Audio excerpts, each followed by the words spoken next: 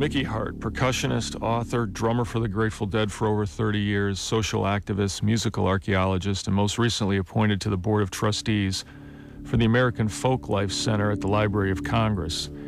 His lifelong quest to understand all aspects of music, and especially the connection between music and trance, Hart has traveled the world to seek out remote cultures that have composed and used rhythm and music in unique ways, and he's also researched deep into the world's cultural archives for any recorded and written information relating to music. The result has been numerous recordings of musicians and cultures gathered from all over the world and released as the World Series on Rykodisc, a Grammy Award for the Best World Music Album in 1991 featuring the ensemble Planet Drum, with whom he currently performs. He's composed soundtracks for feature movies and documentaries and television. He's also composed the opening drum production used at the opening ceremonies at the 1996 Summer Olympics, testified before the U.S. Senate Subcommittee on Aging on the value of drumming and rhythm to heal conditions associated with aging. He's also written 3 books, Drumming at the Edge of Magic, which covers Hart's own quest for musical enlightenment, Planet Drum, a pictorial encyclopedia on the history of rhythm and music, and the latest book, Spirit into Sound, The Magic of Music. This most recent book, written with Professor of Ethnomusicology Frederick Lieberman, is an original collection of quotes and commentary on the transformative power of music. Through world travel, relationships with peers, and access to the Library of Congress archives, Hart has collected quotes, excerpts, musings, epiphanies, and wisdom from people throughout time who have felt the beauty, power, and inspiration of music. You got a new book out, The Spirit of Sound, right? Tell me about how the book was set up and what its intent was. Well, the book is 18 years in the making, really. It started out with me collecting quotes when I was researching Drumming at the Edge of Magic. And the quotes in this book mostly are not percussion-based. They're musical in nature. So I just sort of put them away in my anaconda, my information snake, and just would go to it for personal inspiration. And then it sort of got out of hand. I got about 300 or 400 of them, and I thought, my God, this is the real deal, I mean, this is what got me interested in music, and I can see that all the great thinkers and musicians in the world have sometime in their life had these great epiphanies, and I wanted to share them with everyone, and so that's where Spirit into Sound, Magic of Music came from. It's about an 18-year run. So you think maybe that you gained some understanding about other people's perspective on music? Oh, absolutely. I mean, we all are trying to describe this invisible, incredible magic. We're trying to describe the undescribable. You have to read these things. You won't believe them. It's not easy to get good quotes. These quotes they're amazing in many ways, and you can really get some insights on what drives a musician or any artist to do the things he does to. The muse is chasing you, and you're chasing it, one or the other. And this book really takes you there. It's what made me fall in love with music to begin with, these kind of incredible feelings. Well, so what if I just read a couple of them? Why don't you read some of your favorites? It took me 20 years of study and practice to work up to what I wanted to play in this performance. How can she expect to listen to 5 minutes and understand it? Yeah, Miles Davis. And he's speaking about a lady in the audience complained when she didn't understand what Miles was doing on stage. It's terrific. And you got philosophers in here, politicians. I mean, everyone who was thinking about anything that was worth anything had to go through sound. They all talked about vibration, because that's really what it's all about. It's the vibration, stupid. Because it's all around. It's the vibratory world that we're talking about. How about this? When I'm playing, I'm in the now, and I experience how I'm feeling right there on stage, and sometimes I'm able to get into a state of 100% bliss. It's really joyous, a serene place. Yeah, Bill Koisman, my partner. Yeah, he really hit it right on the head there. You going through some withdrawal about lack of playing time with him?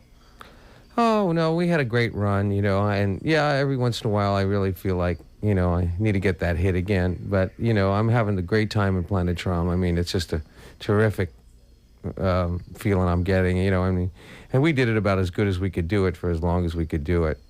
I miss him, but, you can't look back, you got to look forward. All right, how about this one? The drummer is an inspirer, a leader, a prophet. And the blow of the drumstick translates itself not merely into sound, but into a spiritual reverberation. The excitement we feel when we hear the drum beat tells us this is the skeleton key that opens the door into the realm of the spirit. Very eloquent. Mickey Hart, right. At one of my more lucid moments, perhaps. So all of these basic facing pages that aren't attributed to somebody as you. Yeah. Yeah, I mean, I sort of laced this thing with some kind of narrative. And, you know, most quote books, you know, have all that biblical stuff, and they were compiled by non-musicians, you know, scholars, perhaps ethnographers, the musicologists. But, you know, I thought this book would be a little different because it comes from the perspective of a musician and someone who has been dealing with trance, ecstatic music for 30 years. And, you know, it's very cuddly, actually. It's small and very potent.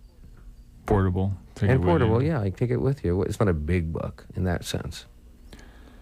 Now, tell me about your buddy Fred. He was the one that helped you gain access to some of the places where you found these quotes? Yeah. Fred's brilliant. He's an ethnomusicologist at Santa Cruz, and he's also a bibliographer, so he knows where things are. And so Fred and I both started researching at Drumming at the Edge and Planet Drum, and he helped guide me through the stacks to find some of this stuff. Now, had you known that this great reservoir of musical information had existed in the past? Have you had experience going in there, or was he more or less the one that introduced you? He was my guide, really. I mean, he knew where everything was. It would take you 1,000 years to find this stuff. Fred knew where this was, and or if he didn't, we went in and foraged for it together. That's how you find this stuff, in the cracks and crevices. These aren't necessarily found in other quote books. Now, was this how well was the archive curated? I mean, he obviously knew his way around. It's all over the country, all over the world. I mean, there are many archives. You know, it's not one, but you have to find it where you can find it. Can you pick out some of the most unlikeliest people that you included in your book? Tesla, you know, is big because he was dealing with electricity, which is very similar energy-wise, because it's invisible and it's mysterious, and they didn't know how to really distribute it back then. And he talked about it as far as like in octaves, you know, and he heard it like that. He heard it in a musical sense when he at 60 cycles, and that was really pretty revealing. And the Sufi mystics, Inayat Khan, they always had this very Rococo way of talking about musical transcendence and reaching out and transformational power of music, and they were very floral in their description of music, and I love the Sufi writings on music. So there's a lot of places. I try to cover a lot of ground. Of course, I couldn't cover it all in 208 pages, I believe it is, but it's a great glossary index combo at the end, so you know who these people are and when they lived and what they were. So it's interesting in that respect.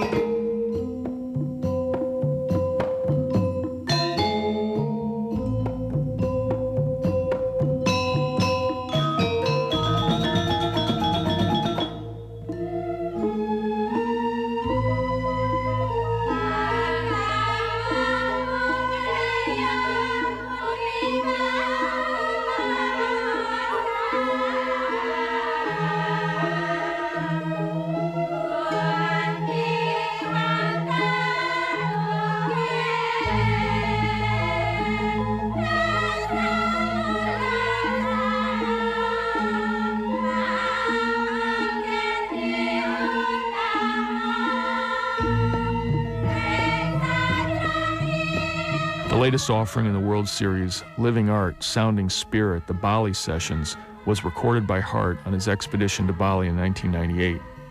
Working with the Balinese music scholar and director of the Indonesian State College of the Arts, Dr. Iwayan Dilba, the finest gamelan ensembles were convened to perform. Hart said he focused more on the rare ensembles with unusual instruments and on new compositions. The two interesting sections for me are, one is the third disc, is they call it Krese Baru, which is the new compositions done by younger artists using older instruments, sort of jazz kind of thing, but it's not, it's gamelan music. But these are new compositions. That's really a favorite of mine. And then, of course, there's the 50-minute Kechak, the monkey chant, which on the second disc, which is, that's about as good as it gets. And the first disc, I think, contains the Slanding, the old iron gamelan, which is the ancient sacred gamelan. So I tried to stay away from the more contemporary and the well-recorded stuff. This is more, and then there's the jiko, the bamboo, and then there's the Jews harps. I mean, this is really a great overview of Balinese music. This is, and I couldn't do it in less than 3 CDs, so this takes you there.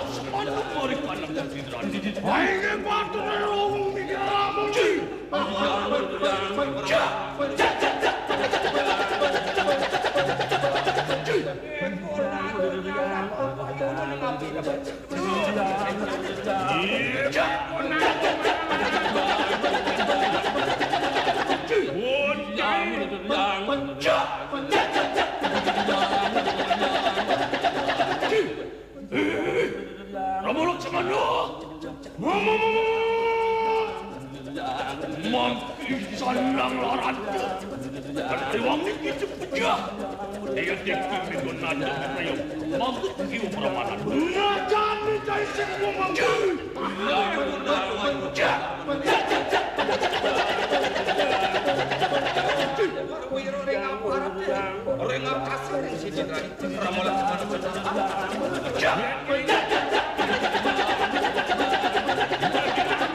pati, gusto guys ay magkira pa. Ramulak mano. Ayan mangkano mangkian kita kano. Lo, ay gini dia. Juk juk juk juk juk.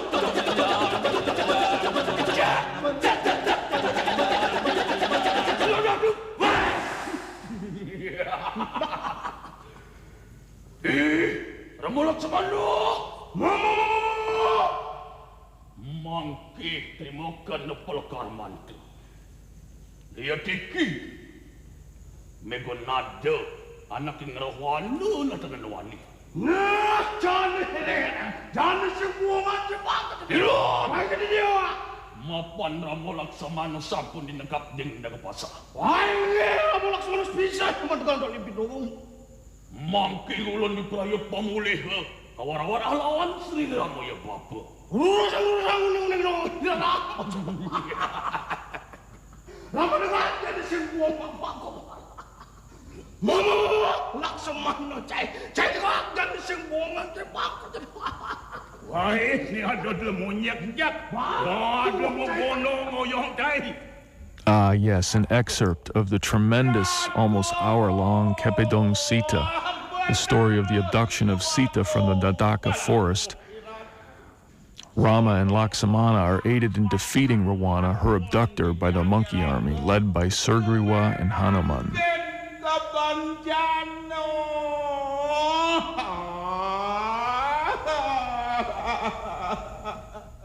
Actually, I have 12 hours of this, or at least 12 hours, maybe 16 hours of it. So someday we'll have another set of recordings coming out. For subsequent Endangered Music Project releases, you got anything coming up on the horizon? Yes, we're looking into the archives in Jerusalem, in Tel Aviv, you know, the Quranic chanting and the Torah, and also I'm looking at China. I'm thinking of taking a trip there this next year. I've been wanting to do it for many years and put it off for one reason or another, but my daughter is now 6 years old, and she loves to travel. She went really willingly and beautifully. Had a great time in Bali, and she wants to do more of that. And so... That's Rhea? Yeah, Rhea. Mm-hmm. I take my wife and my daughter and my machine, and we're off. Are you going to be doing any Tibetan activism when you get over there, or is that a separate issue? We're bringing in the Kyoto choir, I think in 2002, in the spring of 2002, another visit from Kyoto here in the United States. I mean, that's a real undertaking when you bring the choir in. It takes a lot of work. So you have to plan about 2 years ahead. Are you still optimistic about that culture somehow reemerging? No, I don't see it going back to Tibet, but I see it living in the rest of the world. I mean, it was never my intention. I never really thought that it would ever go back to Tibet, but so I supported it in exile. That's my thing. You know, and I helped with the monastery in Dharamsala, and all of the funds from the 2 CDs go to the Kyoto, and the money they make on the tour, which the Grateful Dead sponsors, it goes back to them. So it's my way of helping them in exile.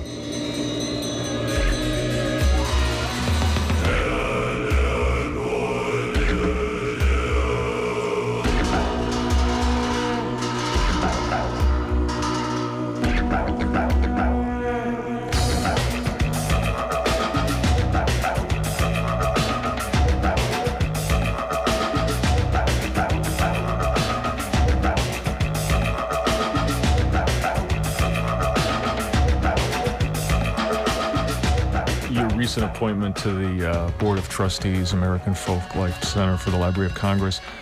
What is your agenda? Well, first is the preservation of this enormous collection, which is the largest collection in the world, and the access of this collection.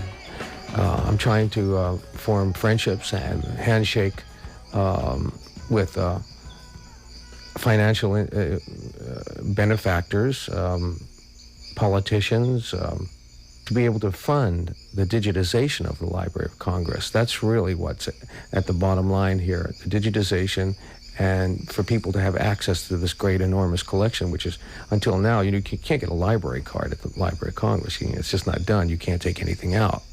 So James Billington, who is the Librarian of Congress, his mandate is the digitization of the library. And that was my marching orders. That's why I was appointed to the board to try to move this forward. You were recruited?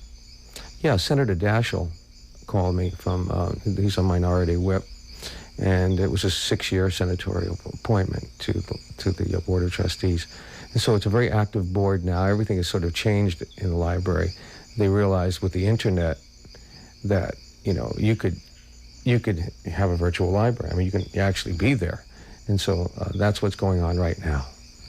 Pat Leahy and Senator Reid from Nevada and all of these senators and the vice president and the president, they're all supporters of this great archive. And now they're coming to bat for us, and we're getting appropriations, and the money is starting to flow to digitize, and correct, many years of neglect. Is this going to increase, you think, political action on behalf of some of these cultures where these endangered musics potentially exist? Absolutely. It's raising consciousness and raising money to digitize both, but people have to know, they don't know that these archives are deteriorating rapidly. And once this thing gets out, then people will come to the rescue. That's the scenario, and that's what's happening now. I met with the vice president last week, and see the president next week, and people in the Senate who are on the Appropriations Committee, and people on the internet and cyberspace, and those kind of people trying to join forces, because it's not just the Library of Congress, it's the libraries and the archives all over the world. I mean, the Great Archive in Indiana, the Bishop Museum in Hawaii, all of these great archives are just falling apart with no appropriation. So it's really deep. I mean, it's Paris. I mean, it's the Ukraine, all the Siberian archives, all the shaman music, the Hungarian music, the Bartok, 40,000 cylinders are sitting there. It's enormous. So we're trying to unite all of the world's archives so they each know who they are and what everybody is holding, because these are very secretive things. Some archives don't even have a real understanding of what they're holding. It's so enormous, and now they're starting to curate and take into account what they have, so there's no duplication, and people start talking to each other, and so that's sort of my mandate. The following is a brief oral excursion through some of the recordings in Hart's World Series.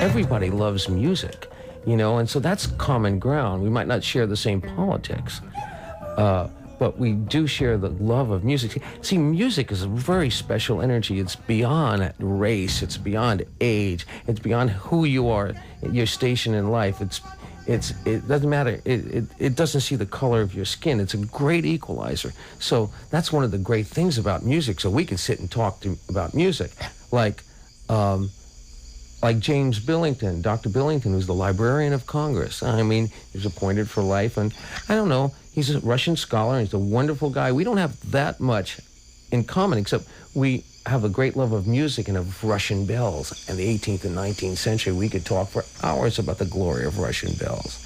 I mean, so we're friends. I can call him up, and I go do soft. We talk, we hang out a little bit, you know, and music brings people together. That's what it's all about. I mean, I met with the Attorney General of California, all kinds of unique people that I wouldn't normally be. It wouldn't be in my circle. But our common goal is music. That's what we love and we respect. And so that's what brings us together. That's what brought us together, you know, 10,000, 20,000, 30,000 years ago. Same thing, music. And that's what's so important about this. It's a very vital energy that we must preserve and keep, you know, nurturing and learning more about it. And that's what this thing is all about. It's not just artifacts.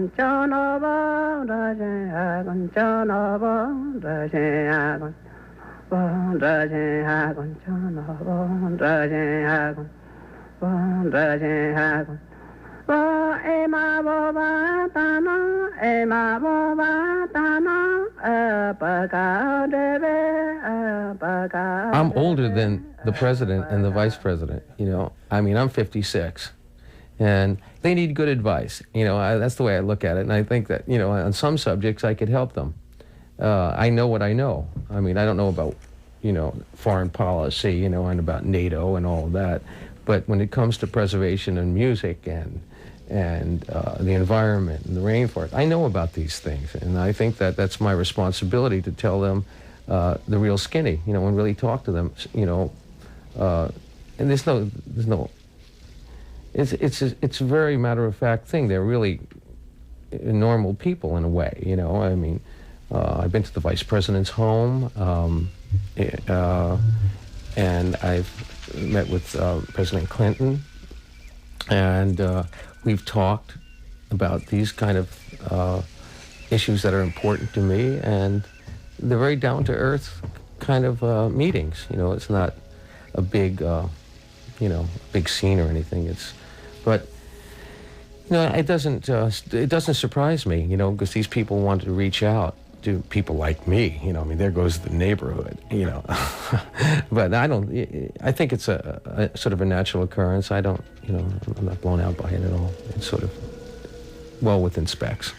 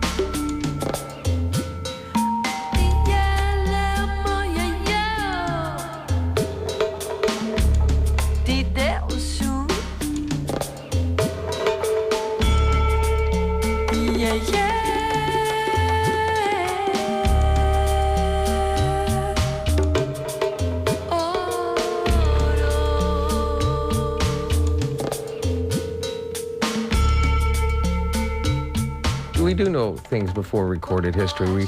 The icons, you know, the iconography tell us what was really happening back then, even though we don't hear the sound, or we don't have the notation. We know from the artifacts that we discover from, you know, Çatalhöyük in Turkey and all these different places in La Toifer in southern France, you know, the cave paintings. We know that in, you know, way back when, the temple caves, we knew we were making music and ritualizing. And all my music has that at its core. It's the transformative power of music is what I'm really after. It's not necessarily entertainment. And I know in the next century that music will be looked on as a healing force, and it will be used in therapy and as a tool for raising consciousness and not just for entertainment. And that's what this thing really, that's where this thing really points. I mean, our use of music and our love affair with music is really a young one if you look at it historically speaking. I mean, and we're learning how to harness this energy and how to use it. Now science is weighing in on it. I mean, we're finding out what part of the brain does what, you know, for melody and harmony and rhythm, and it's the physiology of music, you know, how brain waves are affected by vibration.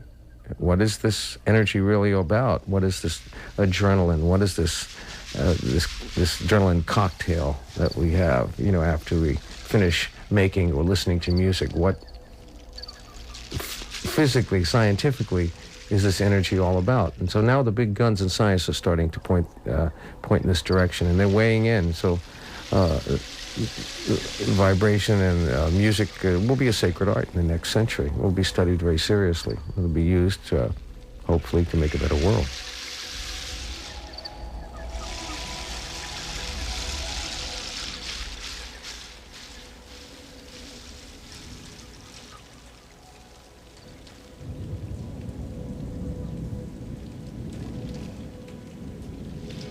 All right. On the announcement that was forthcoming.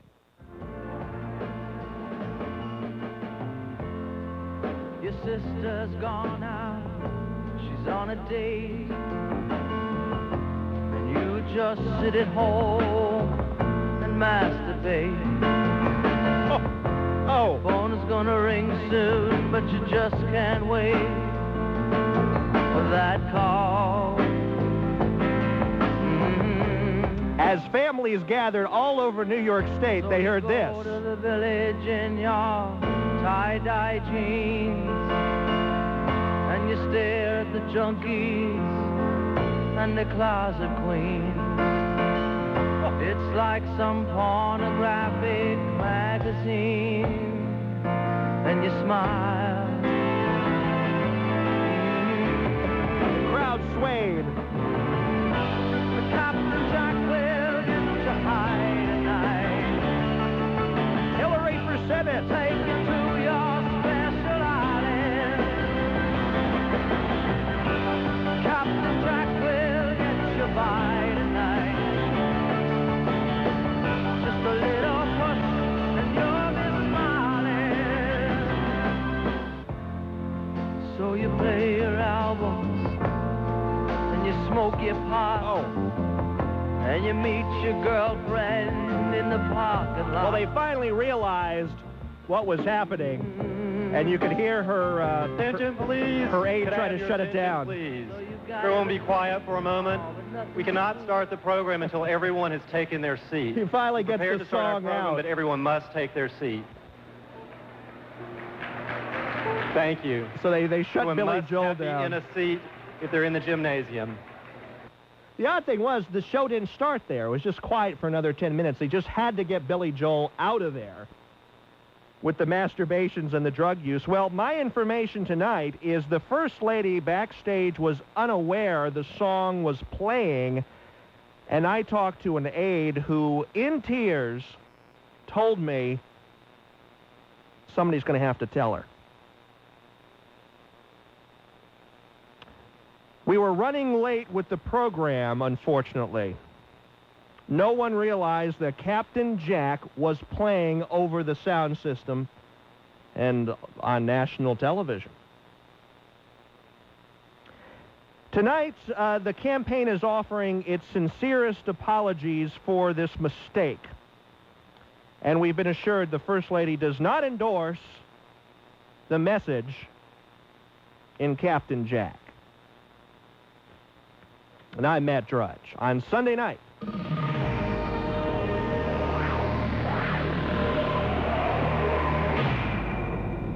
with Chris Matthews when George W. had his folks up, the former president and the beloved Barbara. Chris Matthews referred to that as having mommy and daddy. I know it. Let's see, tomorrow I will have the hypocrisy scanner running. Let's see if he refers to the propaganda piece that Linda Thomason put together. Let's see if he refers to Hillary's mommy showing up. I'll be watching. Good point. Good point. Will they expose that Hillary's now using her mother the way W's using his? Yeah, I doubt it. I'll be watching. I was appalled at Hillary's reference to having more police on the streets after she attended the Al Sharpton... Yeah, all of them are guarding her. Right. After she attended the Al Sharpton meeting and pandered to them by saying that the Amadou Diallo trial is a murder trial. They had to apologize for that. The trial hadn't even begun yet, and she classified it as a murder trial. That didn't get much press, except for in New York City. I want to see the apology from the campaign for airing on C-SPAN this lewd song.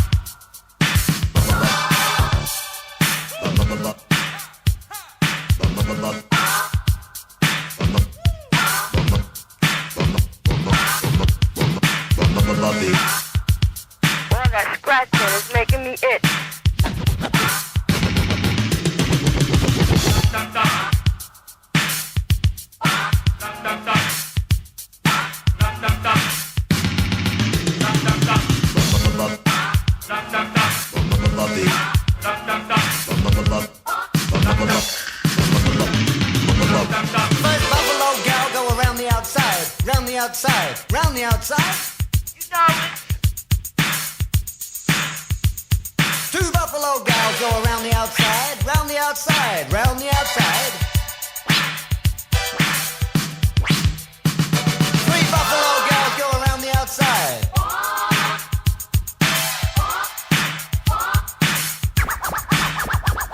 Four buffalo gals go around the outside, round the outside, round the outside. Four buffalo gals go around the outside and do-si-do your partners.